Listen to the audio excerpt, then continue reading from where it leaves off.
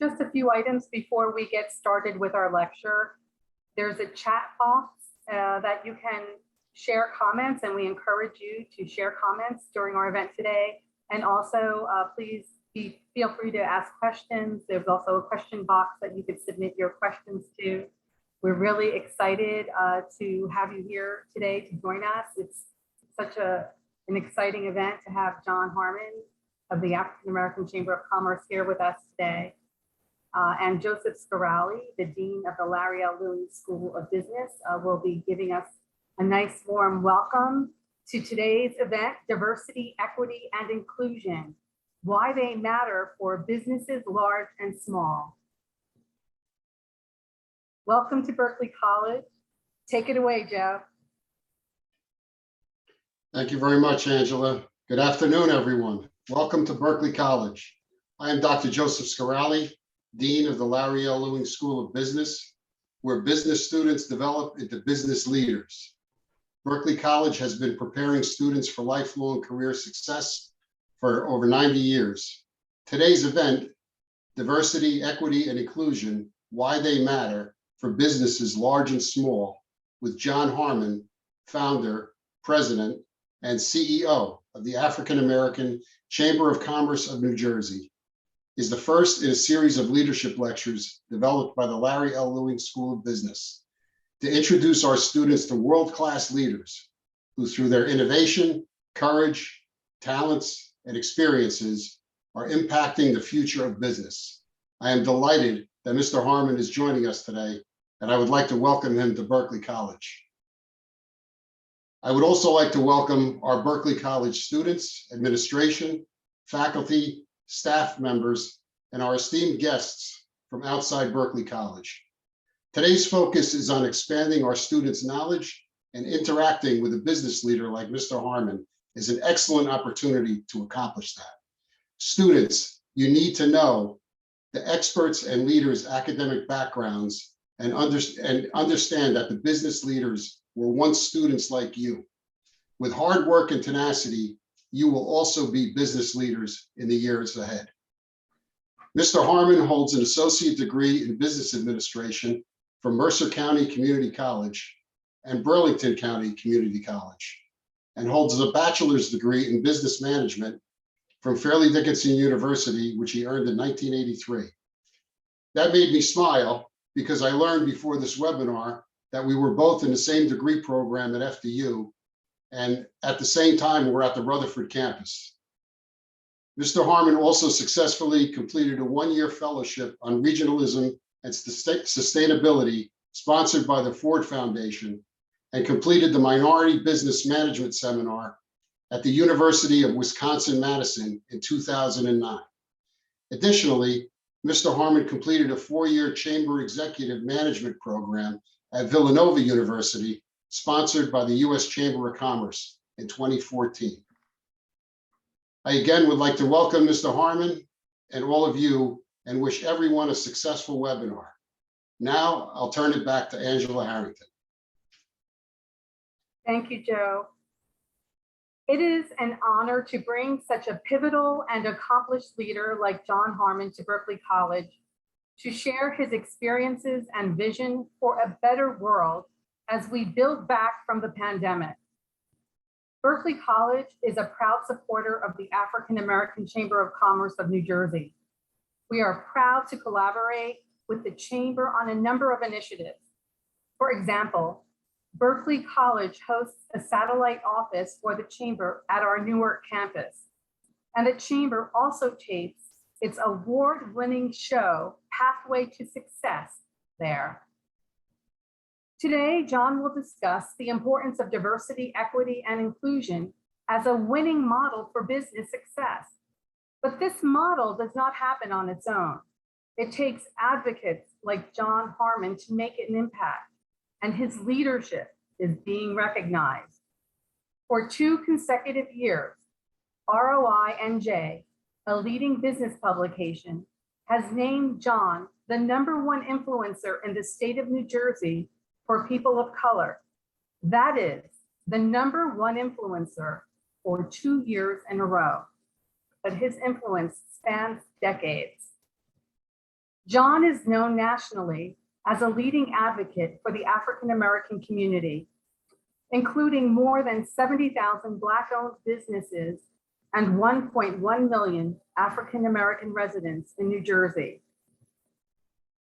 John's role is to ensure that municipal, county, and federal policies provide fairness, equity, and access to a level playing field in the marketplace. John's influence extends from small businesses to big businesses. He is a board member and the former chairman of the board for the National Black Chamber of Commerce, with 150 affiliate chapters nationally and internationally. He serves on the board of directors of the U.S. Chamber of Commerce and is a member of its Committee of 100. He is a member of the Federal Reserve Bank of Philadelphia's Economic Community Advisory Council. And he is on the boards of directors of Investors Bank and Hackensack Meridian Health. There is not a minute of the day that John is not innovating, deal-making, and shaping the future of African American business in New Jersey and the future of diversity, equity, and inclusion in our nation. John may want to share the story about how he got onto his path to a college degree and then into a career in banking and finance, to business owner, and to founder, president, and CEO of the African American Chamber of Commerce of New Jersey since 2007. It wasn't such a clear-cut path, but it sure has been a successful one. John's father owned a trucking company in the Trenton area, and his mother worked in a factory. Her pay was based on the number of electrical pieces she assembled. John's parents instilled in their son the values of hard work and entrepreneurship. With all his successes, John always makes it a priority to give his time to mentor and inspire students, including our very own students at Berkeley College. It is why he is here today. He's paying it forward and paving the path forward. Let's give a warm welcome to John Harmon. Let's see some applause. Let's see those hands out there. Welcome, John. Angela, thank you so much for that kind and warm introduction from you and Joseph.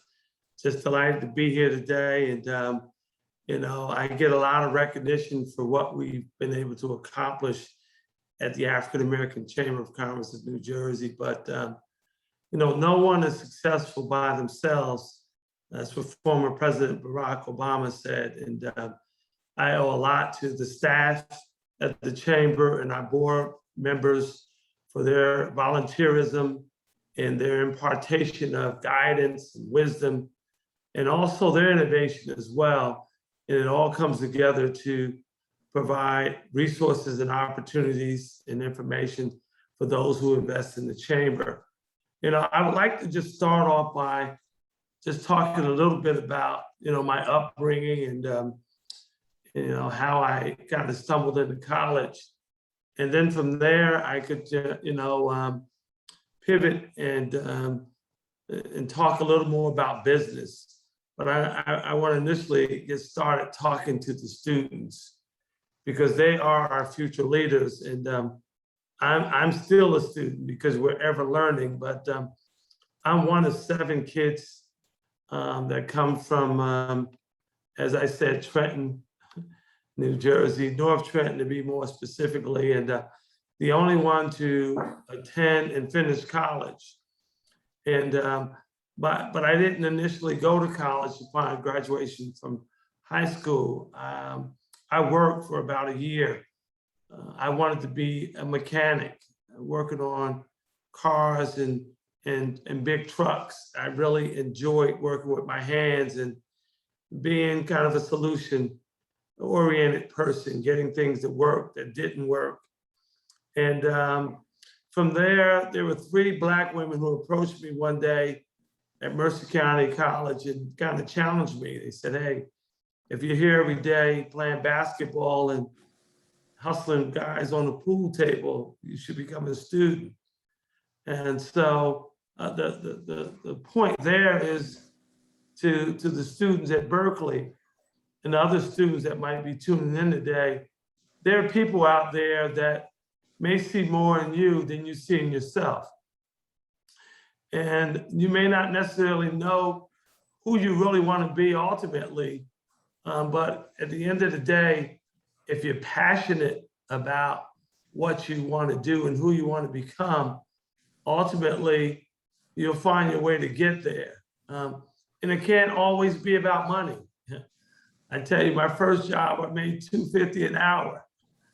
And, today people are trying to get, $15 an hour and more. So I worked hard for that $2.50 an hour, but today I make a little more than that. So I'm pretty excited about that. The other tidbit of information is it's all about you when it's all said and done. And it's not from the perspective of being egotistical, but what you represent in life, your purpose. Do you have integrity? I would encourage you, if you don't have it, to find it. Ethics, what and how you conduct yourself when people are not watching. I think that's important. And my dad always told me to treat people the way you want to be treated. If you can just take those 3 personal attributes and find a way to apply them in your personal development, I think they'll take you a long way. Add on top of that hard work, perseverance, setting goals and accomplishing those goals. I think that's equally as important. There's nothing like saying you're going to do something and don't do it. People start to look at those as character flaws. People are always watching you in your words, in your actions. Somehow they have to be in alignment. The circle that your network, in other words.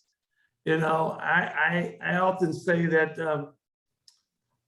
people who want to be successful fly with eagles. And people who want to live a marginalized life and not so successful may hang out with buzzards. Buzzards hang out with dead people. People are not really going anyplace. I often say that, winners are losers that don't quit. And a loser is a winner that gave up. And excuses are for losers. Don't ever make an excuse. If you fall short, figure out a way next time to do better. And you don't have to be an A student to be successful. Just do your best every time you get an opportunity to present, to write, to do whatever you're doing, but give it your best shot. And that's all you want to do. You want to always leave it all on the field every time. It's about relevance. It's not about who you know, but who knows you. So I have a lot of examples over the years about me and how I've come to be the person that I am today. I fell down a lot of times, but I got up. And, at times might have been a little intimidated, but not as intimidated today. Having some confidence is important, but being arrogant, disrespectful, not having empathy for others, these are all character flaws, and they'll come back to bite you somewhere down the road. Never be afraid to ask the question.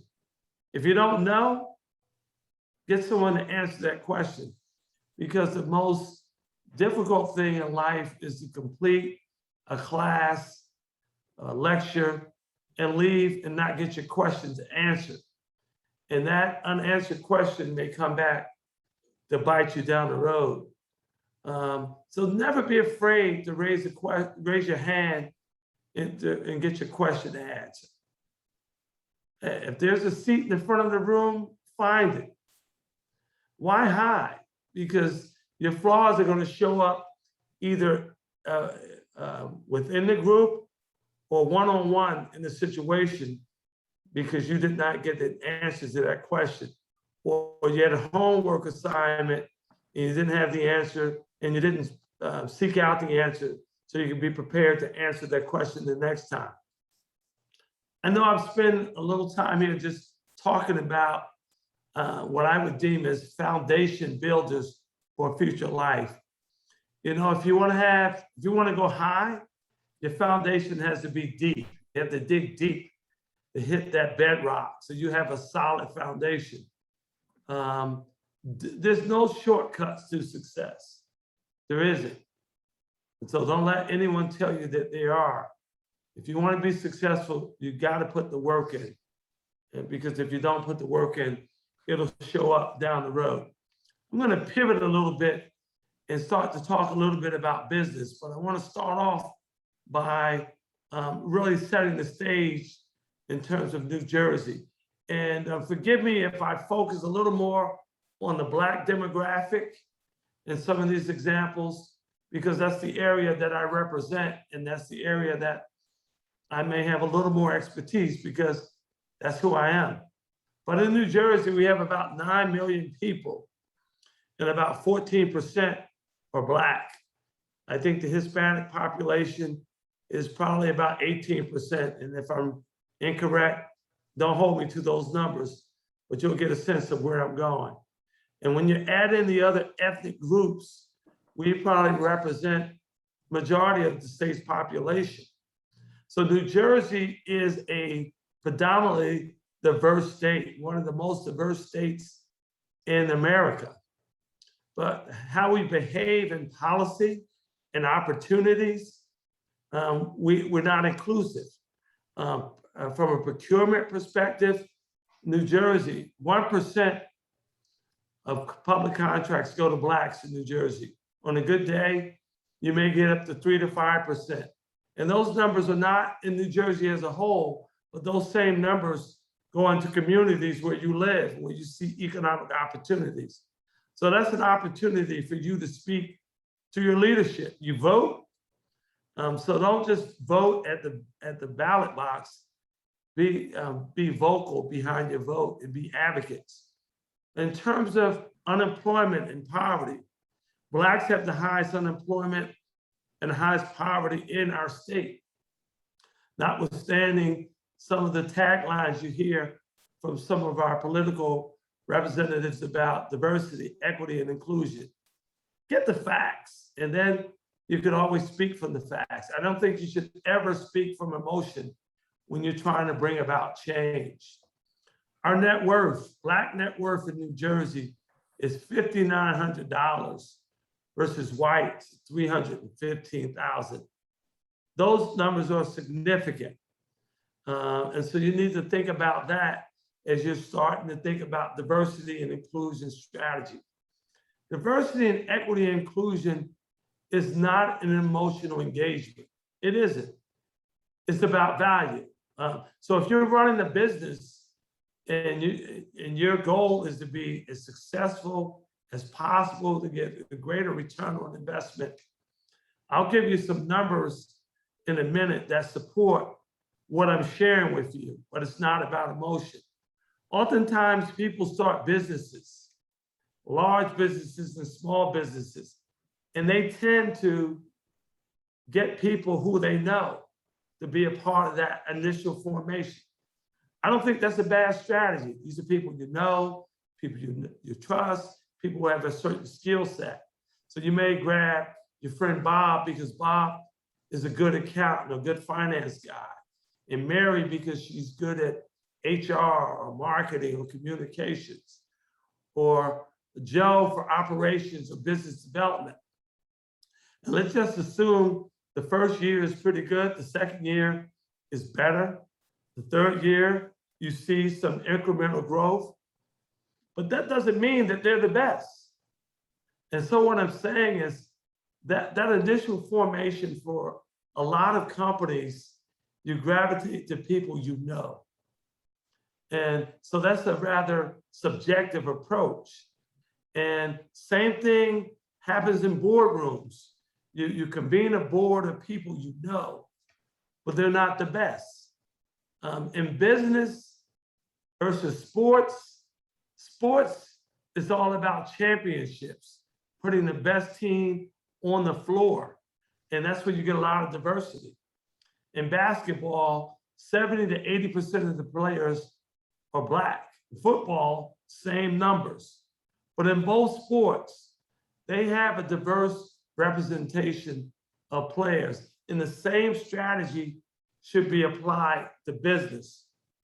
I have some data from Ernst & Young, one of the leading accounting firms in the country. And I'm going to read some information. They say by focusing on D&I, leading organizations are driving innovation, improving their brand, and impacting their bottom line, all while creating a more acceptable and engaging workplace. Here's some of the stats.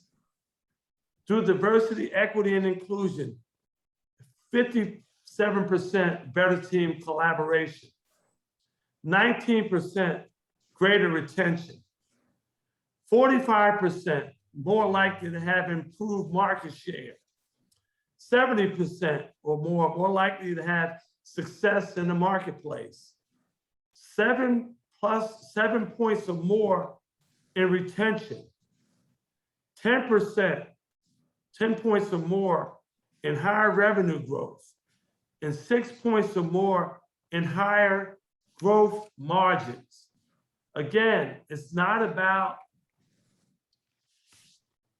emotion. If you're in business and you want to be successful, those are some statistics that are driving. Now, 5 CEOs, I'm going to quote them when they talk about diversity, equity, and inclusion, particularly around the board. This is Ken Frazier, the former CEO of Merck. He said twofold. First, expand your pool of qualified candidates. That applies to the board, also applies to employing the most diverse talent. Second, ensuring there were no implicit or systemic barriers to getting the best talent. Goes back to what I said earlier, putting the best team on the floor. The CEO of Best Buy,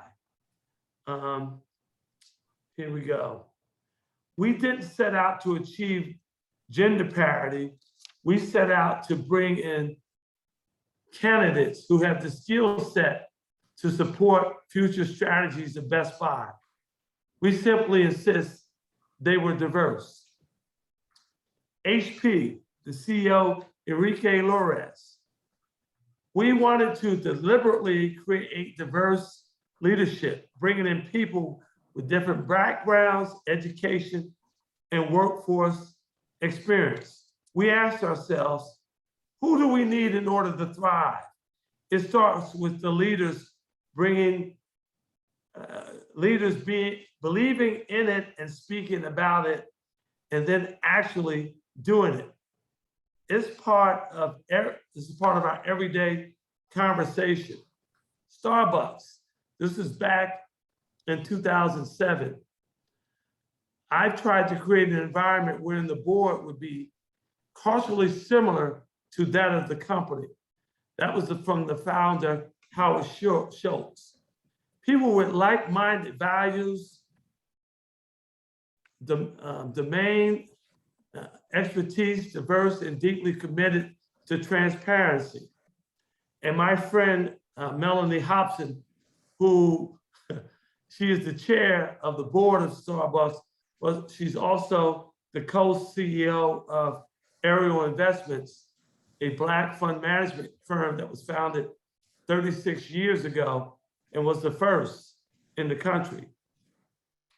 Melanie says we need less lip service and we need more elbow grease. There's no way to escape actually having real results. Now people are watching. She said, I agree. Leaders must put in the work rather than words, and add diverse boards must do it post haste. The gentleman who wrote this story was Jason Wingard, and you can look him up and read a little more about that story. I think I can pivot right now into some questions, some of the questions that came up at the outset was about, what types of courses should institutions consider offering when developing courses related to DE&I? How does one hold these businesses accountable? What is the single action you would like to see in the year ahead? What is the best way to engage individuals who view DE&I negatively? What are some ways to educate board members? And how can an organization effectively diversify its board? And lastly, how does a business address diversity within the demographic when the demographic is majority? I think in my own way, I kind of addressed all those questions and in my kind of opening. But let me go to one of them specifically. It talks about, what types of courses should institutions consider? I'm not an educator, so I can't really speak to the course work, but I think, having a frank, open dialogue and lead these discussions with real data and value proposition perspectives, and insisting that this has to be objective. You have to apply ethics because you have to have some integrity and accountability built in the process, no matter if you're giving instruction or training someone or looking to create a more diverse work environment. It's all about value. What are you looking to accomplish?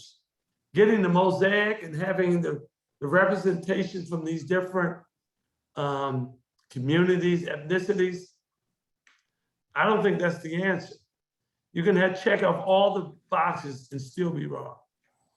You got to get the best talent in those boxes with a committed mindset to be successful.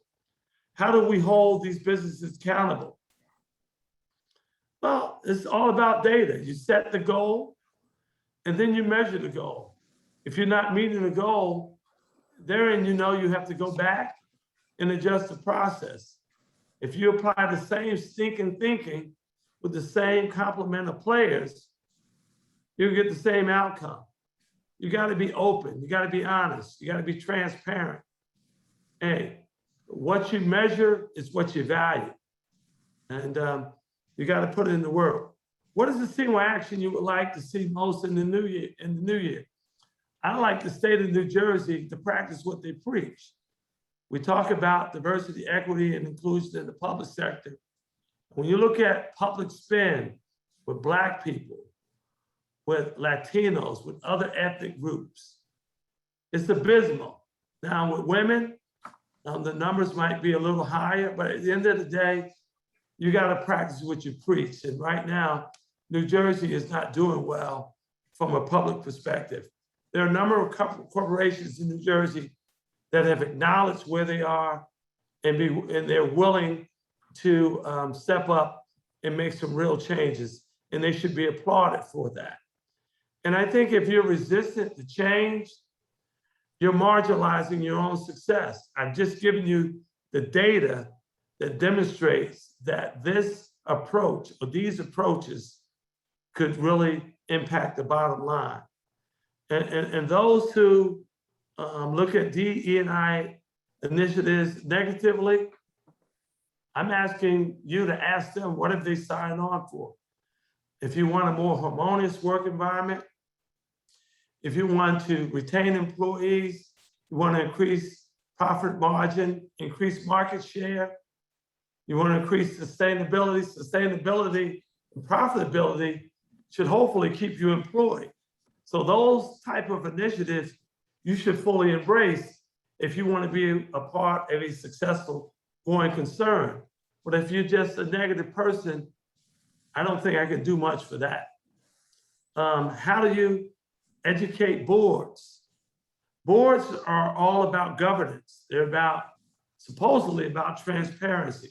They're about measuring and monitoring to make sure that the CEO and the organization is is morally ethical, morally obligated to the people they serve. Ethical in terms of best practices or practices that are not offensive, that lead to good outcomes. And so that's what the board is all about. And so if the board wants to be successful, they too have to align with those practices that's going to derive the best results. So you can look around the board and you can see if you're diverse or not. You don't need me or anyone else to tell you. But if you want to be successful, diversity and inclusion is the best model. How does a business address diversity when the demographic is majority? Rather simple. They could be either happy with where they are, or they'd be happier if they would embrace a mindset and a model that's more inclusive and get better results. Most boards you see are majority represented. In other words, New Jersey's population may be slightly majority white or non-Black or non-Hispanic. In America, it's the same way. So you can look at that and say, right offhand, you're not as diverse. You're not diverse, period. And start with one diverse board member, and then ultimately get others. How do you find diverse board members? Thanks for the question. The African American Chamber of Commerce, we're honored to help you. You have to go where the people are, or create your own process or own farm system to tap into that diverse demographic. We have historically Black colleges and universities throughout the country. We have nonprofits, faith-based organizations that have diverse populations. Tap into those. You have social organizations whose mission serve those communities in that demographic. Leverage those. But hey, there's no wrong question to help you get in a better place with diversity, equity, and inclusion. Just raise your hand and be willing to help. But if you want to be successful, the numbers bear out that the diversity, equity, and inclusion is the best way to be more successful. Yeah, you can have a diverse population of employees or members of your board or organization. But if you're not asking them to participate, you still have a diverse organization. That's what the inclusion is all about. Ask them to participate, share their ideas, their innovation, cultural experiences, approaches to increase the bottom line, creativity in your marketing, in your communication, best practices, experiences.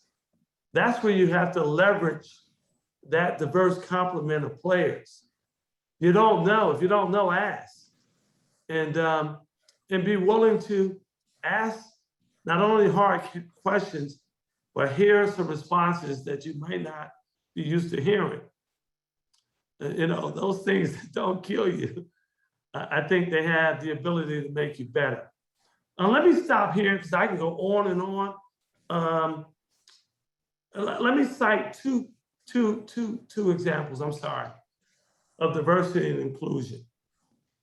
These are historical examples, but I said this before and I think it's worth repeating.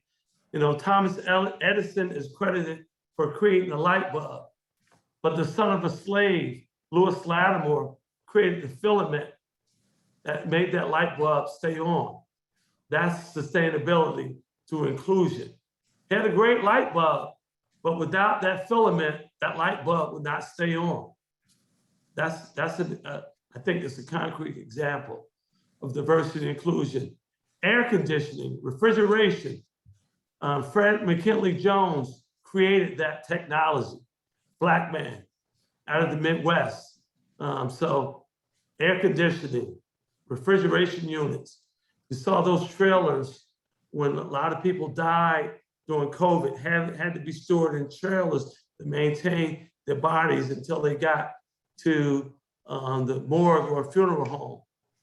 Black man created that. You heard of Mary McLeod Bethune. She had an idea to create a college on a landfill in Dayton, Florida, Daytona Beach, Florida. But it was the men, partners of Procter & Gamble, that invested in her vision, diversity and inclusion. You hear about Harriet Tubman bringing slaves from the South to the North. If she didn't engage white people, white men, white women, she would not have been able to navigate that voyage. It took a lot of courage to trust somebody, to share with them what she was trying to do. Without diversity and inclusion, that would not have happened. Booker T. Washington's education was paid for by a white man. Without the investment, the engagement of a white person and a black person, diversity and inclusion, that would not have happened. Those goals would not have been attained. So there's a lot of examples. In health, Dr. Charles Drew created blood plasma. Now people can get blood transfusions. And I was told that he needed a transfusion because of discriminatory practices. He was not able to get that, even though he invented the technology. So there's a lot of examples out there about diversity and inclusion. Last one, this country, we heard year in and year out, let's make America great again. But for Robert Smalls and Frederick Douglass negotiating with President Lincoln to include 170,000 slaves in his army, we may not have had a United States that make great again. You know, we can't do it without each other. The Negro Baseball League migrated, now they're using some of the stats in Major League Baseball. There, you know, Satchel Paige pitched in his 40s. You know, Josh Gibson hit over 800 home runs. Diversity and inclusion. I'm going to stop there. I can go on and on. And let's get some questions. Are some questions out there Yes. that I might be able to answer? Thank you, John. There is a lot of really inspirational and informational themes in your lecture. And I definitely want to build on some of the aspects that you brought out. One of them is about a question here actually that says, can you provide a few examples of companies that are employing a strong framework for inclusion and belonging? So there are a few that I can name because we're working with them. And there are some that are really trying to figure this out. And so we're not here to speak disparaging with anybody, but this is, you know, post George Floyd. George Floyd was murdered, in my view, because Black people, this Black man's life had no value. And so I cited a lot of Black people in my opening as examples of value. And because his life was not of value and there was no accountability, as a result, he was murdered. So we're working with the New Jersey Chamber of Commerce around an equality of opportunity initiative to put more Blacks on boards, more Blacks in career opportunities, so as more Blacks in supply diversity spend and more investment in underperforming communities. Within the New Jersey Chamber, there are a lot of New Jersey's finest corporations. Similarly, we're working with New Jersey Business and Industry to do the same as a partner. Ernst & Young, I cited those examples because they are working with us to do this. And so that's one kind of large example, but I'll speak about PSE&G, for example, and I don't want to cite one because there's others, but we meet with PSE&G on a monthly basis. And we work through a list of businesses here in New Jersey that are looking to get in their supply chain. We're also working with PSE&G on a major initiative to hire about 35,000 Black and brown people in the state. Also looking to get those small businesses as a part of a $1 billion clean energy program where they're going into residential housing in the state to help get their homes more efficient with their HVAC systems, with their heating systems, with their insulation. So that's one example that we're working here in New Jersey that will not only impact from employees to small businesses, but the larger examples I cited also around board seats. So as far as that framework that you're talking about for supplier diversity and to increase supplier diversity at companies, any consumer and anyone on this call can go to a corporate website of their favorite company and look up their annual report, look up their, we talk about transparency, the makeup of the board, the great places to work listings continue to expand. The reach into diversity, equity, and inclusion in terms of not only the inside of the company, but what the company does on the outside. And that reflects on small business and their ability of Black-owned companies to get into the supplier diversity chain. So, Angela, I think that is a phenomenal example. From the questions that was asked, folks were saying, how can we hold people accountable? If you go to their website, you can see who's on the board. You can look at their annual report and see what corporate citizenship investments they've made in the community. Where are they on ESG, environment, social, and governance? And then shoot a letter. The social media, you got Facebook, you have Twitter, you have a lot of platforms to communicate the both good and bad to corporations. And I would suggest not just be a stone thrower when you reach out to these corporations. Come with some suggestions and some ideas, some best practices, because right now, folks are really listening and they're trying to figure it out. And while no company is perfect and there's not 100% formula for getting it right, we're all in this together. So we need to continue to evolve to make things better. And I see somebody here listed the Hilton Hotel as an example of a company that has good diversity practices. In the travel and tourism industry, Marriott hotels, if you look at any of the great places to work lists, anyone on this call could really learn more about the companies and where they stand on diversity. But those practices are not always so cut and dry. What happens beyond the corporate board and into the actual career ladder in a corporation, for instance, from entry level to mid-level to executive level to senior management. And a lot of people get lost in the middle. And and if they're not able to make it through that middle rung on the management track, then they end up starting businesses. And there's actually a higher percentage of Black-owned businesses of African-American entrepreneurs who start businesses at a higher rate because of this. Correct, John? No, you're absolutely right. I'm just checking to see where. So far, I'm good time-wise. I'm just checking because I want to go back to, they mentioned Hilton.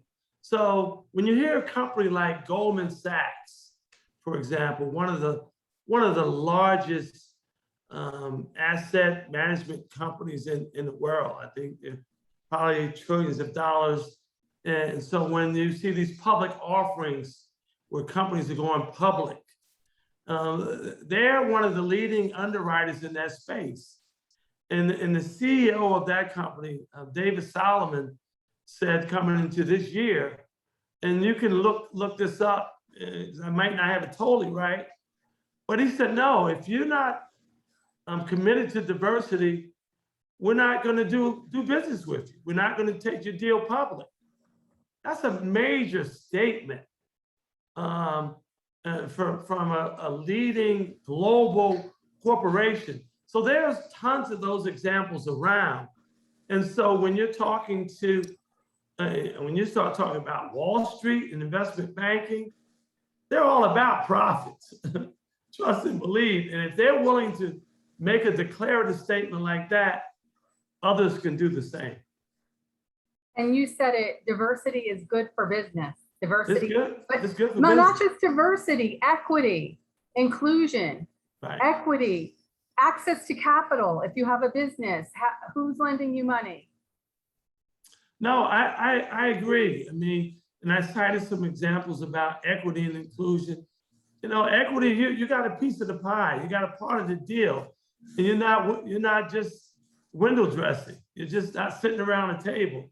You're part of the process, you're part of the decision making, you're part of the intellectual contributions, you're part of the outcomes, you're part of the growth and sustainability. And so your worth is incorporated into the success of the organization. In terms of access to capital, in New Jersey, I have to admit that under the leadership of the New Jersey Bankers Association and John McWeeny, the New Jersey banks in New Jersey, and financial services institutions in New Jersey, post PPP, George Floyd, they have really stepped up big time. Our access to capital in terms of the representation of financial services institution within our organizations have expanded exponentially, and not only in number, but commitment to microloans, the resources for technical assistance. The CDFI community in New Jersey has stepped up as well, trying to help small businesses as well as large businesses. So if there's any area in this state that in the last year or two that has made some real commitments, it's the financial services sector in New Jersey. So access to capital is one metric that we could look at. Somebody else here is asking, how else would you measure success? And can you give us some of the other key performance indicators or metrics on equity and inclusion? Well, I shared a number of the numbers at the outset. I mean, you know, I talked about profitability, gross profit margins, market share, retention, and they all, according to Ernst Young, come from diversity and inclusion. If you look at most corporations and you see the diverse complement of their board or their senior management team or their workforce, trust and believe they're not going to cover off the ball day in and day out. And they're the companies that are coming up with the innovation. They're the companies that are industry leaders because they've embraced that ideology. And so when you're doing your research and you look at the companies, you look at their mission statement, you look at their board complement, and then you look in your cabinet in terms of the products and services, the food that you eat, the restaurants that you go to. You can do your own surveys. When you walk in these places, you know who's diverse and who's not. And if you have some conversations with the management of these organizations, hey, I'm here today, and by the way, the place doesn't look that diverse. Can I help you with that? I know somebody. You know, again, just not throw stones, come with some solutions. And speaking with your dollars, that's the easiest way to get anybody's attention. So we have about 8 more minutes left, John, and oftentimes, just to build on that point that you just made, people are looking to the top of the organization to find those DEI solutions, but really those solutions are coming from the bottom up, correct? Well, at the end of the day, the people make the world go round, and you know, the CEO gives the direction, the vision for the organization, but it's the people below those levels that are executing the work. And so everybody's important in an organization, but you're only as important as you are in terms of vocalizing and executing. You can't be the best marketing person. You can't be the best delivery person unless your work is acknowledged. Either you're going to bring it to the attention of your superior, or your superior is going to acknowledge it. If there's a vacuum there of not being acknowledged, that's up to you to make that point, to let them know you're not being acknowledged. The marketplace today, it is an employee's market today. There's an opportunity for you to stand up and be accountable for, or walk with your feet. But there's no reason to be silent today. If you're underappreciated, undervalued, this is the time to raise your hand and let folks know. The person oftentimes at the bottom of the food chain makes the difference. If you go in a restaurant and the food could be great, but the place is filthy, that's because that person who's cleaning up the place is not valued. If you go to a hotel and the room is not clean, it's because that person that's doing that hard work day in and day out is probably not being properly compensated or valued. Or you come into a place and you're not greeted with a smile. It doesn't cost you anything to be nice. It's probably because that person is not valued at the door. The person who's answering the call on the phone or fielding that first greeting the person coming into the place, if they're not valued and appreciated, it's going to have an adverse impact on the company. And they're probably going to be the person that leads to one of these anonymous surveys that buries the place. Great, John. Well, we value you more than you know. And you've got a lot of fans here in the audience who are grateful as well. I'd like to let our audience know that your presentation is recorded, and following this event, we will make a link available to everyone with John's remarks and follow-up information as well. We really appreciate you being here today, John.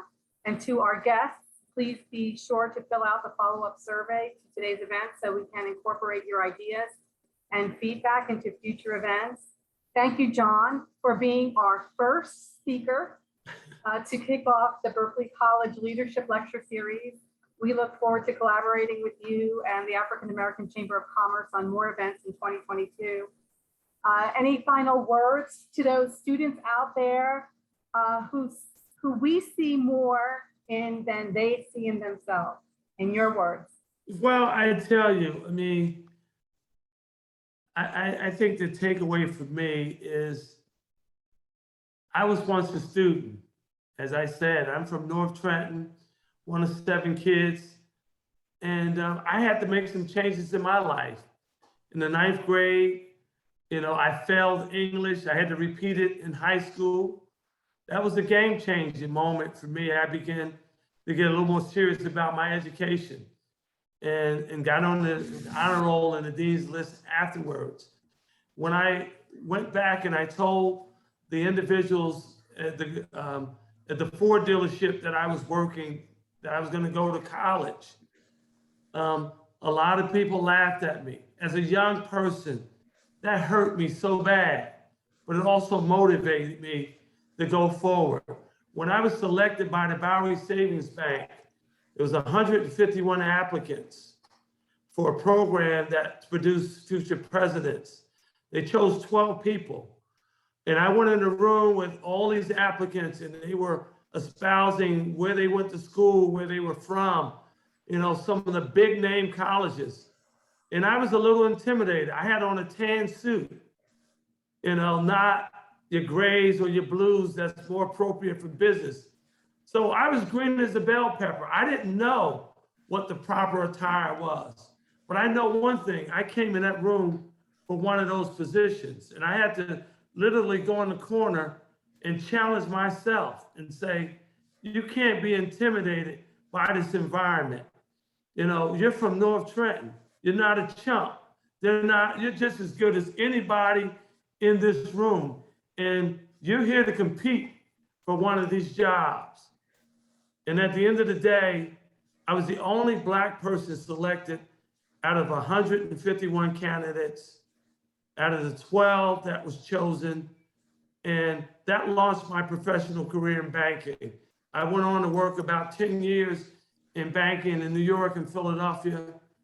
And from that point on, I realized that I had what it took to be successful, but that didn't mean I knew everything.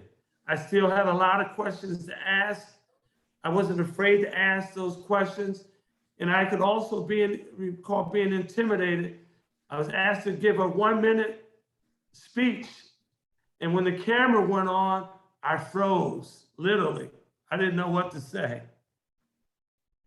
That never happened again because someone pulled me to the side and said, when you get an opportunity to speak, speak, but have something to say. Don't just speak to be speaking. And if someone asks you, is there any questions in the room? You should always come with a question. Never leave that space void. Who you are is what you represent.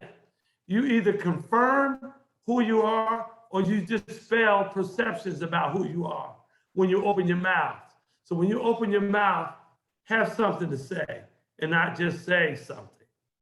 Thank you. Oh, thank you, John. Thank you for leaving us with such wisdom. And it's not only having something to say, but for us, it's listening to what you have to say.